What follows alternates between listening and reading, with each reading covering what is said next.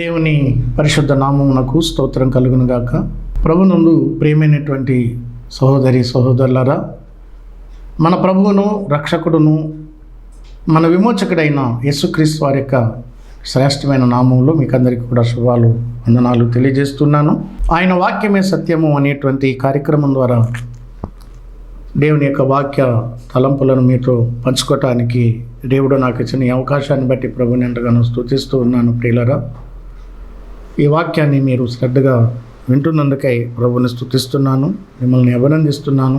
విని విడిచిపెట్టు కొట్టుకొని పోవారంగా కాకుండా విన్న వాక్య ప్రకారంగా జీవించటంలో మనము సాధకం చేసుకోవాల్సిన వారంగా మనం ఉన్నాం. ఎందుకంటే ఈనాడు దుర్బోధలు చాలా ఎక్కువగా విస్తరించినటువంటి దినాలలో మనం ఉన్నాం కనుక జాగ్రత్త పడదాం. వాక్య సత్యాన్ని మనము అనుసరించి నడుచుకుందాం. ఆ విధంగా మనమే ఒక మంచి తీర్మానం చేసుకుని వాక్య వెలుగులో మన జీవితాలను సరిచేసుకుంటూ వాక్యానుసారంగా ప్రభుని వెంబడిస్తూ ముందుకు సాగిపోవాలని ప్రభు పేట నేను మీకు మనవి చేస్తూ ఉన్నాను. ఈ దినాలలో మనము మత్తయి సువార్త 5, 6, 7 అధ్యాయాల్లో ఉన్నటువంటి మన ప్రభువారు చేసినటువంటి కొండ మీద ప్రసంగాన్ని మనము ధ్యానం చేస్తూ ఉన్నాం. ఈ క్రమంలో ప్రభు అయినటువంటి దేవుడు విశ్వాసకి ఇచ్చినటువంటి పోలికలు మనం ఆలోచన చేస్తున్నాం. ఒక పోలిక మనము ఈ వాక్యంలో చూస్తున్నాం. మత్తయి సువార్త 5వ అధ్యాయం 14 వచనం మధ్యలోంచి చూస్తే, కొండ మీద నుండి పట్టణము మరుగై ఉండ నేరదు అని ఈ 14వ వచనంలో చూస్తున్నాం. కొండ మీద నుండి పట్టణము మరుగై ఉండ నేరదు. ప్రార్థన చేద్దాం. పరిశుద్ధుడా, ప్రేమగల తండ్రి, నీకు స్తోత్రాలు. నీ వాక్యాన్ని చదువుకుని ఉన్నాం. నీ వాక్యంలో ఉన్న సత్యాలను, భావాలను మాకు వివరించి బోధించండి. నీ వాక్యాన్ని మేము జాగ్రత్తగా విని గ్రహించుకొని గైకొని ఆ ప్రకారంగా నడుచుకునే భాగ్యాన్ని ఇవ్వండి. ప్రభా, మాకైతే మీ చేతకాని వారం, ఎరగనటువంటి వారం, తెలియనటువంటి వారం. ప్రభా, మీరే మాకు తేటగా వివరించి బోధించి మమ్మల్ని నీ వాక్యము వెలుగులో నడిపించండి. మీ నామానికి మహిమ చెల్లిస్తూ యేసుక్రీస్తు వారి యొక్క శ్రేష్టమైన నామంలో ప్రార్థన చేసి వినంత వేడుకుంటున్నాము మా పరమ తండ్రి, ఆమేన్. ప్రభునందు ప్రియులరా, ప్రభువారు మనల్ని ఇక్కడ కొండ మీద పట్టణము అని మనకు ఒక పోలిక పెట్టాడు. కొండ మీద పట్టణము అంటే దేవుని యొక్క వాక్యాన్ని మనము గమనించినట్లయితే దేవుని సంఘమే దేవుని పట్టణం. నాకు అర్థమైనంత వరకు మీకు ఈ మాట జ్ఞాపకం చేస్తున్నాను. అసలు యెరూషలేము దేవుని పట్టణం అని చెప్పబడింది. యెరూషలేము సంఘానికి సాదృశ్యంగా ఉన్నది అని మనము దేవుని యొక్క వాక్యంలో మనం ఎరుగుదాం.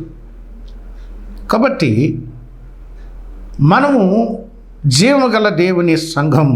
ఎందుచేతనంటే కొరింథీ మొదటి పత్రిక 1:2 ప్రకారం యేసుక్రీస్తు నందు పరిశుద్ధపరచబడి పరిశుద్ధులుగా ఉండటానికి పిలువబడినటువంటి వారు సంఘం. ఆ సంఘమే జీవము గల దేవుని సంఘం. ఆ సంఘమే దేవుని పట్టణం. ఈ పట్టణం కొండ మీద ఉన్నటువంటి పట్టణం.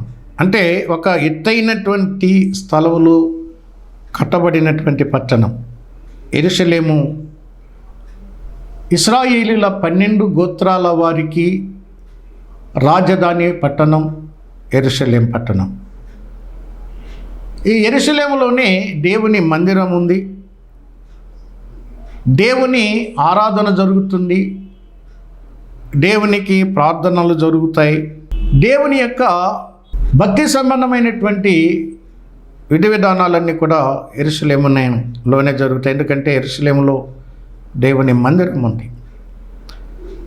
దేవుని మందిరము కలిగినటువంటి ఈ పట్టణం కొండ మీద కట్టబడింది ప్రియులారా. అందుకనే ఈ పట్టణానికి కొన్ని పేర్లు కూడా ఉన్నాయి. కీర్తనల గ్రంథము 48వ కీర్తన 1-2 వచనాలు చదువుకుందాం. మన దేవుని పట్టణమందు, ఆయన పరిశుద్ధ పర్వతమందు యెహోవా గొప్పవాడును బహుకీర్తనీయుడనై ఉన్నాడు.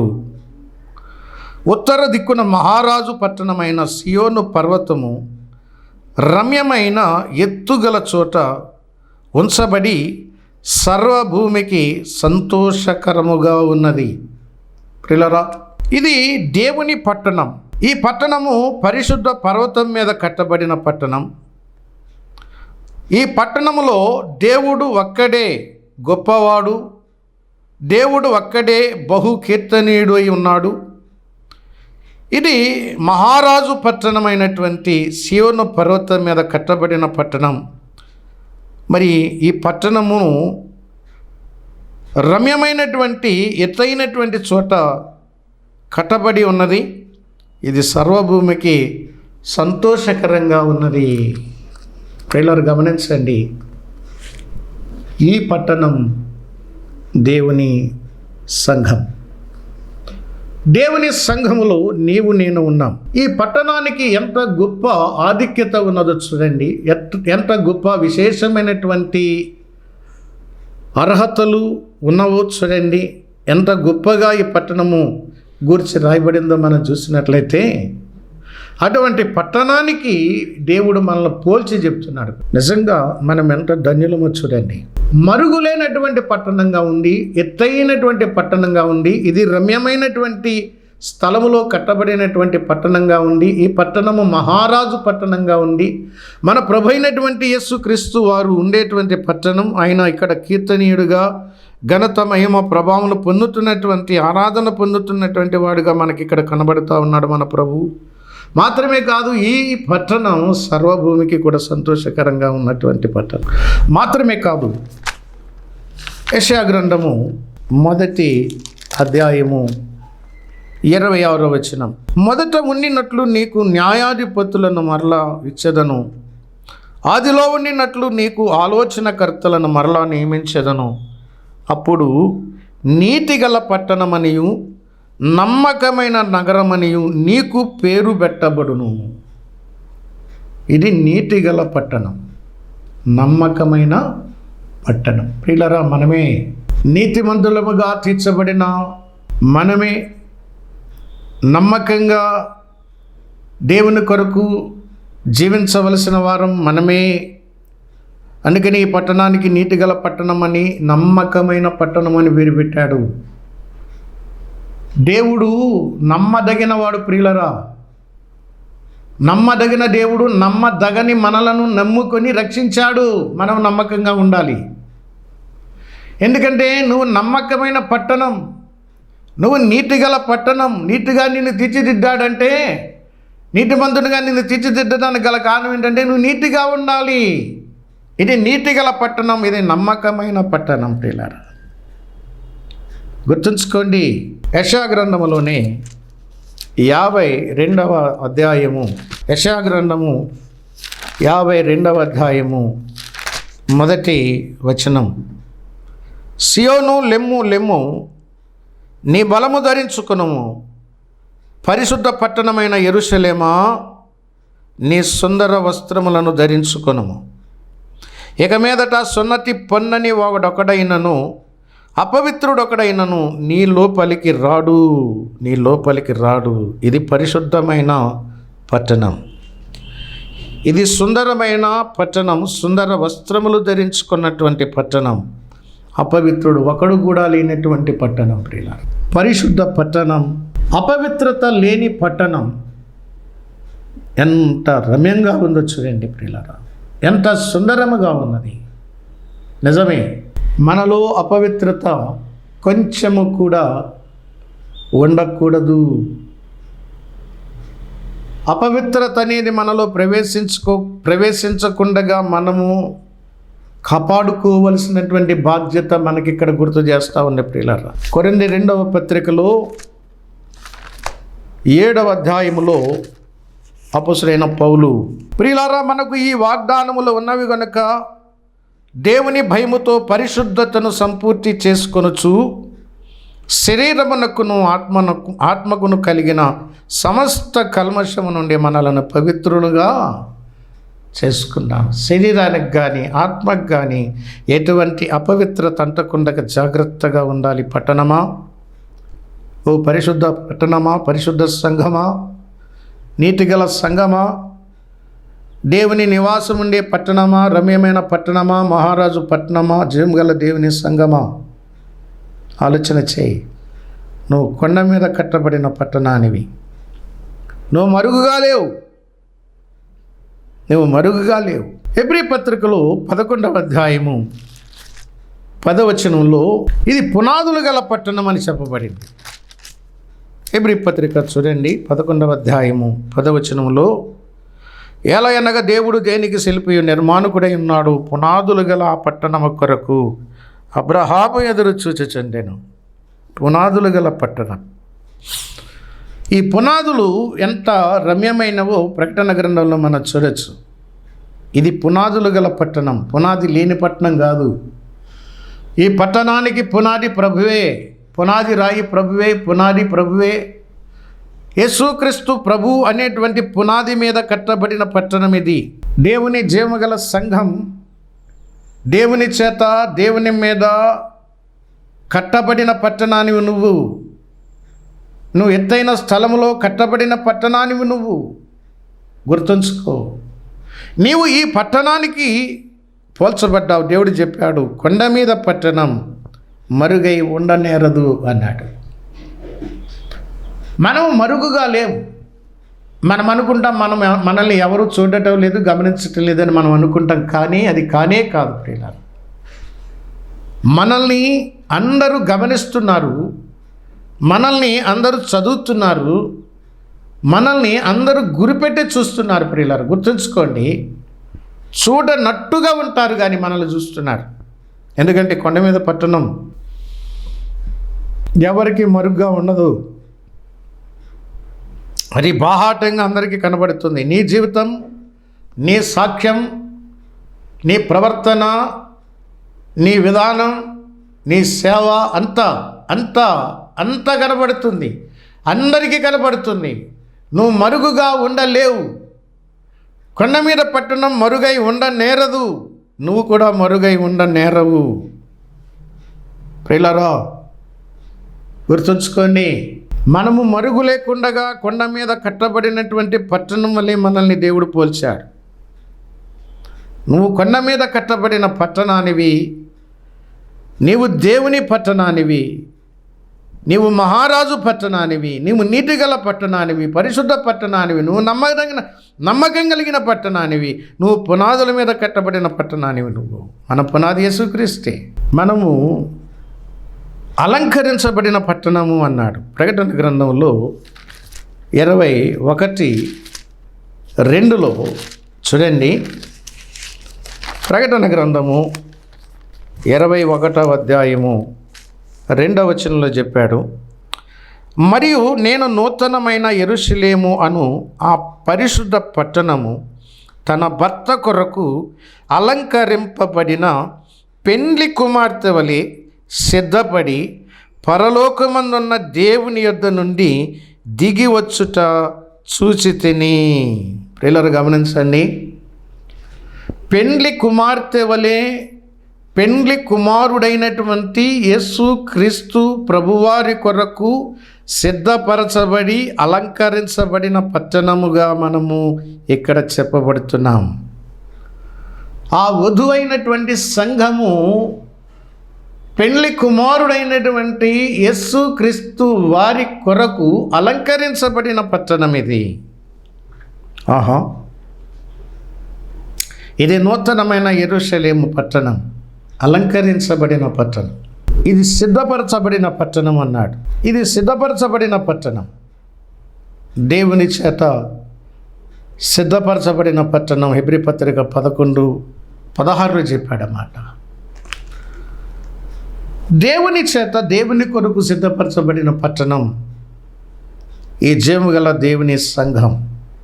ప్రియులారా, ఆలోచన చేయండి. మనము అలంకరించబడిన పట్టణంలాగా మనము సిద్ధపడి ఉండాలి. ప్రభు రాకడ కొరకు మనము సిద్ధపడి ఉండాలి. మనల్ని ఏ విధంగా సిద్ధపరుస్తున్నాడు అని అంటే ఎఫెసీ పత్రికలో చెప్పాడు 5వ అధ్యాయంలో 27వ వచనములో, అటువలే క్రీస్తు కూడా సంఘమును ప్రేమించి అది కళంకమైనను ముడతైనను అట్టిది మరి ఏదైనను లేక పరిశుద్ధమైనదిగాను నిర్దోషమైనదిగాను మహిమగల సంఘముగాను ఆయన తన ఎదుట దానిని నిలబెట్టుకొనవలనని వాక్యముతో ఉదక స్నానము చేత దానిని పవిత్రపరచి పరిశుద్ధపరచుటకై దాని కొరకు తన్ను తాను అప్పగించుకొనెను. ప్రియులారా, దేనితో సిద్ధపరుస్తున్నాడు? వాక్యముతో. దేవుడు తన వాక్యం అనేటువంటి ఉదకముతో ఈ పట్టణాన్ని తన కొరకు సిద్ధపరుస్తూ ఉన్నాడు.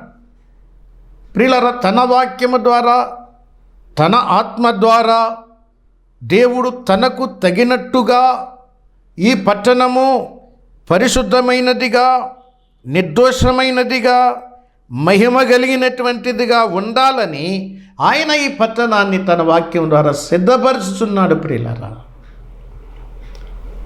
సిద్ధపరచబడుచున్నటువంటి పట్టణముగా మనము ఇక్కడ చూస్తూ ఉన్నాం. మరి నీవు సిద్ధపరచబడుచున్నావా? దేవుడు సిద్ధపరిచినటువంటి ఆ సిద్ధపాటు నీకున్నదా? దేవుని చేత నీవు సిద్ధపరచబడుచున్నావా? ప్రియులారా, సిద్ధపాటు గురించి మనము దైవ గ్రంథంలో ఒక దృష్టాంతాన్ని మనము జ్ఞాపకం చేసుకోవచ్చు. ఎస్తేరు గ్రంథములో మనము ఎస్తేరు గురించి ఒక చక్కటి మాట దైవ గ్రంథంలో మనము ఎస్తేరు గ్రంథంలో మనము చూడవచ్చు. ప్రియులారా, చూడండి, ఎస్తేరు రాజు కొరకు సిద్ధపరచబడుచున్నటువంటి కన్యకలలో ఒకటిగా మనకిక్కడ కనబడుతూ ఉంది. ప్రియులారా, రాజు కొరకు సిద్ధపరచబడుచున్నటువంటి కన్యకలలో ఎస్తేరు ఒక ప్రత్యేకమైనటువంటి విధంగా ఆమె సిద్ధపరచబడతా ఉంది. ఏమిటి ఆ ప్రత్యేకత అంటే, రాజు నియమించినటువంటి ఆ మనుషుల ద్వారా ఏ ఏ పరిమళ వస్తువులు చేత ఆమె సిద్ధపరచబడాలో అది తప్ప వేరొకటి ఏది కూడా కోరుకొనకుండగా రాజు నియమించినటువంటి వాటి ద్వారానే ఆమె రాజు కొరకు సిద్ధపరచబడుచున్నది. ప్రియులారా, ఇది ఎస్తేరులో ఉన్నటువంటి మరి గొప్ప లక్షణం. ఎస్తేరులో ఉన్నటువంటి గొప్ప లక్షణం. ప్రియమైన వాళ్ళరా, మనము దేవుని కొరకు సిద్ధపరచబడాలి అనంటే దేవుని యొక్క వాక్యమే, దేవుని యొక్క వాక్యము ద్వారానే మనము దేవుని కొరకు సిద్ధపరచబడాలి. ప్రియులారా, గమనించండి, ఇక్కడ ఎస్తేరు మనకి మంచి మాదిరిగా కనబడతా ఉంది. రాజు నియమించినటువంటి ఆ సుగంధ పరిమళములు తప్ప వేరొకటి ఆమె ఆశించలేదు. కాబట్టి సిద్ధపాటు అనేది దేవుని యొక్క వాక్యము ద్వారానే మనకి కలగాలి. ఆ సిద్ధపాటు దేవుని యొక్క వాక్యపు వెలుగులోనే కలగాలి. ఇక వేరొకటి మనలను సిద్ధపరచలేదు, మనలను సిద్ధపరచజాలదు. ప్రియులారా, అందుకని ఏ పట్టణము వరుడైనటువంటి యేసుక్రీస్తు ప్రభువారి కొరకు సిద్ధపరచబడిన పట్టణం అనేది మనం ఇక్కడ చూస్తూ ఉన్నాం. ఇది నూతనమైనటువంటి పట్టణము అని మనం ప్రకటన గ్రంథం 21:2లో మనం చదువుకున్నాం. నూతనమైన పట్టణం. ప్రియులారా, దేవుడు మనలను నూతన జన్మను ఇచ్చి మనకు నూతన జీవితాన్ని ఇచ్చాడు, నూతన జన్మ ఇచ్చాడు, నూతనమైన జీవితాన్ని ఇచ్చాడు. ప్రియులారా, ఇది నూతనమైన పట్టణం అన్నప్పుడు నూతనం మన నోట నూతనమైనటువంటి క్రొత్త గీతము మన నోట్లో ఉంచాడు. మనకు నూతన స్వభావాన్ని దేవుడు మనకు అనుగ్రహించాడు. నూతన జీవితాన్ని దేవుడు మనకు అనుగ్రహించాడు. ఇది నూతనమైనటువంటి పట్టణం అని మనం ఇక్కడ చూస్తూ ఉన్నాం. ఈ పట్టణము మరి జీవవృక్షములు కలిగినటువంటి పట్టణం. ప్రకటన గ్రంథం 22వ అధ్యాయము 14వ వచనంలో ఈ మాటలు మనం చదువుతాం. ప్రకటన గ్రంథం 22వ అధ్యాయము 14వ వచనంలో, జీవవృక్షమునకు హక్కు గలవారై గుమ్మముల గుండా ఆ పట్టణములోనికి ప్రవేశించున్నట్లు తమ వస్త్రములను ఉతుకుకొని వారు ధన్యులు. ప్రియులారా, ఈ పట్టణంలో ఏమున్నాయంటే జీవవృక్షాలు ఉన్నాయి.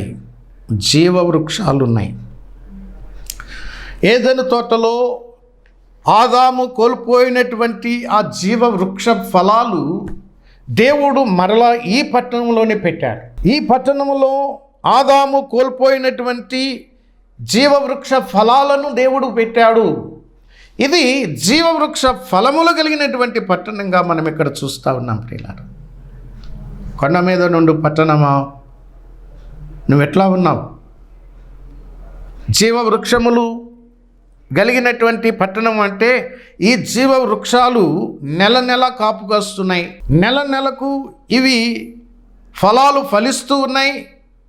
ఈ ఫలాలు తినేటటువంటి వారు నిత్యము జీవించేవారుగా కనబడతా ఉన్నారు.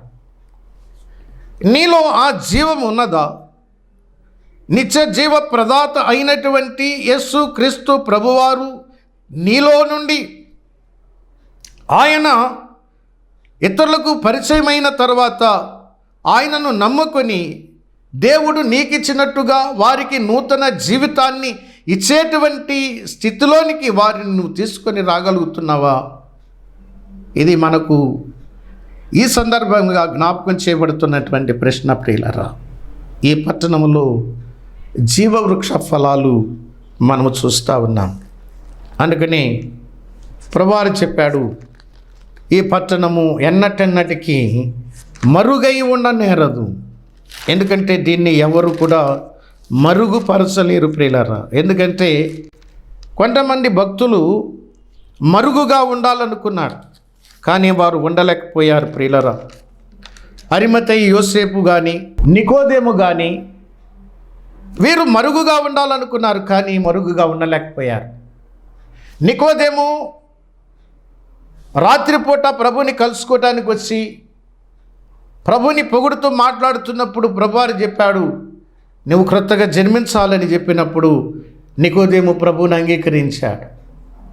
అరిమతయి యోసేపు కూడా మరుగుగానే ఉన్నాడు కొంతకాలం, కానీ ఒకానొక సమయం వచ్చినప్పుడు యేసుక్రీస్తు ప్రభువారు శిలువలో మరణించిన తర్వాత తన కొరకు తొలిపించుకున్నటువంటి క్రొత్త రాతి సమాధిలో యేసుక్రీస్తు ప్రభువారి యొక్క భౌతిక కాయాన్ని పెట్టడానికి ఎదుటికి వచ్చి బహిరంగంగా వచ్చి ఆ ప్రభు శరీరాన్ని నా సమాధిలో పెట్టండి అని తన సమాధిని ఇచ్చుటలో అందరికీ బహిర్గతమయ్యాడు అరిమతయి యోసేపు. ప్రియులారా, ఈ విధంగా మనం చూస్తున్నప్పుడు ఎవరు కూడా మరుగుగా ఉండలేరు. కొంతమంది అంటారు, మేము చాటుగా ప్రభుని నమ్ముకున్నామండి అని చెప్తారు. నో, చాటుగా ప్రభుని నమ్ముకునేది లేదు. ఎప్పటికైనా నువ్వు బహిర్గతం కావాల్సిందే. నీ ప్రభు కొరకు నీవు అందరికీ వచ్చి సాక్ష్యం ఇవ్వాల్సిందే. ఎందుకంటే నువ్వు కొండ మీద కట్టబడినటువంటి పట్టణానివి, నువ్వు మరుగై ఉండలేవు, మరుగై ఉండనేరదు. ప్రియులారా, ఒకవేళ ప్రభు చేత నీవు మేలు పొందినప్పటికీ కూడా ఆ ప్రభు చేసినటువంటి మేలును నువ్వు బాహాటంగా నీవు అందరి ఎదుట ఒప్పుకోవలసిందే. ఎందుకంటే మార్కు సువార్త 5వ అధ్యాయములో 12 ఏళ్ల రక్తస్రావ రోగి యేసు ప్రభువారిని గురించి విని ఆయన వస్త్రపు చెంగు ముట్టుకుంటే చాలు నేను బాగుపడతానని అనుకుని వెనకబాటుగా వచ్చి ఆయన వస్త్రపు చెంగు ముట్టుకుని బాగుపడి వెనక నుండి వెళ్ళిపోవాలనుకుంది, కానీ ప్రభు విడిచిపెట్టలేదు. ఆమె ఎవరో నా ఎదుటికి రావాలి అని శిష్యులను అడిగినప్పుడు ఆమె భయపడుతూ ఆయన ఎదుటికి వచ్చి తన సంగతంతా చెప్పింది. అందరి ముందు ప్రభు ఎదుట తన సంగతంతా చెప్పినప్పుడు ప్రభు ఆమెను సమాధానంతో పంపించినట్టుగా మనం చూస్తూ ఉన్నాం. ఎవరు చాటు విశ్వాసులు ఉండరు. చాటు క్రైస్తవులు అనేవాళ్ళు వాళ్ళు నిజమైనటువంటి క్రైస్తవులు కానే కారు. మేము మా ఇంటి వారికి భయపడి, లేకపోతే మా తోటి వారికి భయపడి, మా కులస్తులకు భయపడి, మేము వీధిలోని వారికి భయపడి మేము చాటున నమ్ముకున్నాము కానే కాదు. అది అసలు ఉండనేరదు అనేటువంటి మాట మనం చూస్తూ ఉన్నాం ప్రియులారా. ఎందుకంటే చాటు క్రైస్తవ్యం అనేది బైబిల్లో ఎక్కడా లేదు, కనబడదు మనకి.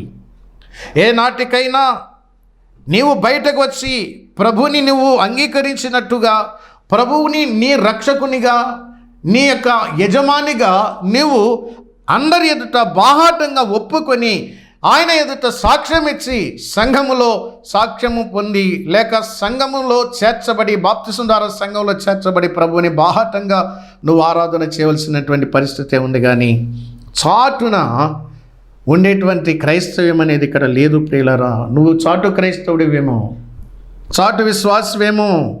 దేవుడు నీకు పెట్టినటువంటి పోలికేటో తెలుసా? నీవు కొండ మీద కట్టబడిన పట్టణానివి, నువ్వు కట్టబడిన పట్టణానివి, నువ్వు దేవుని పట్టణానివి, నువ్వు మహారాజు పట్టణానివి, నువ్వు నీతిగల పట్టణానివి, నువ్వు పరిశుద్ధ పట్టణానివి, నువ్వు కట్టబడిన పట్టణానివి, నువ్వు సిద్ధపరచబడిన పట్టణానివి, నువ్వు నూతనమైన పట్టణానివి కనుక నీవు మరుగై ఉండడానికి వీలు లేదు. నువ్వు కొండ మీద కట్టబడిన పట్టణానివి. ప్రియమైన స్నేహితుడా, సోదరి, కులం నిన్ను రక్షించదు, నీ ఇంటి వారు నిన్ను రక్షించరు, అనుకునేవారు ఎవరు కూడా నిన్ను రక్షించలేరు, ఎవరు కూడా నీకు సహాయం చేయలేరు. మన ప్రభు మన రక్షణ కొరకు తన అమూల్యమైనటువంటి రక్తాన్ని దారపోసి చనిపోయి సమాధి చేయబడి తిరిగి లేచినటువంటి వాడు మన ప్రభు తప్ప మనల్ని రక్షించేవాడు, కాపాడేవాడు, సహాయం చేసేవాడు, ఆదరించేవాడు, ఆదుకునేవాడు ఈ ప్రపంచంలో ఎవరు లేరు. కనుక ఆ ప్రభుని బాహాటంగా నువ్వు ఒప్పుకొని అందరి ఎదుట సాక్ష్యం ఇచ్చి బహిరంగ బాప్తిస్మం పొంది సంఘంలో చేర్చబడి ప్రభుని బాహాటంగా ఆరాధన చేయాలని ఈ యొక్క పోలిక మనకి జ్ఞాపకం చేస్తూ ఉంది. ప్రియమైన వాళ్ళారా, కట్టబడిన పట్టణం, దాన్ని ఎవ్వరూ కూల్చలేరండి, దాన్ని ఎవ్వరూ పాడు చేయలేరు, దాన్ని ఎవ్వరూ ఏమి చేయలేరు.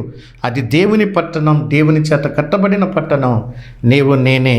కనుక భయపడవలసిన అవసరత లేదు. ధైర్యంగా ముందుకొచ్చి మనము సాక్ష్యం ఇచ్చి ప్రభు కొరకు జీవిందాం. దేవుడు అట్టి కృప మనందరకు దయచేయునుగాక. ఆమెన్. పరిశుద్ధుడా, ప్రేమగల తండ్రి, నీకు స్తోత్రాలు చెల్లిస్తూ ఉన్నాం. ఈ సమయంలో నీవు సెలవిచ్చినటువంటి నీ మాటలను మా హృదయంలో భద్రంగా దాచుకుని వాటిని నెమరు వేసుకుంటూ వాటి ప్రకారంగా జీవిస్తూ కొండ మీద పట్టణం వలె బాహాటంగా నీ కొరకు సాక్ష్యం ఇచ్చి నీ కొరకు సాక్షులుగా జీవిస్తూ నిన్ను మహింపరిచేటువంటి కృపను మాకు దయచేయండి. ఆ పట్టణము ఏ విధంగా ఉన్నదో అదేవిధంగా మా జీవితాలు ఉండునట్లుగా మీరే కట్టండి, కాపాడండి, అలాగున తీర్చిదిద్దండి, అలంకరించండి. నీ రాకడ కొరకు మమ్మల్ని అందరినీ సిద్ధపరచండి. మీరే మహిమ ఘనత ప్రభావం పొందమని మా రక్షకుడు ప్రభువైన యేసుక్రీస్తు నామమున ప్రార్థన చేసి వినయంతో వేడుకుంటున్నాము తండ్రి. ఆమేన్.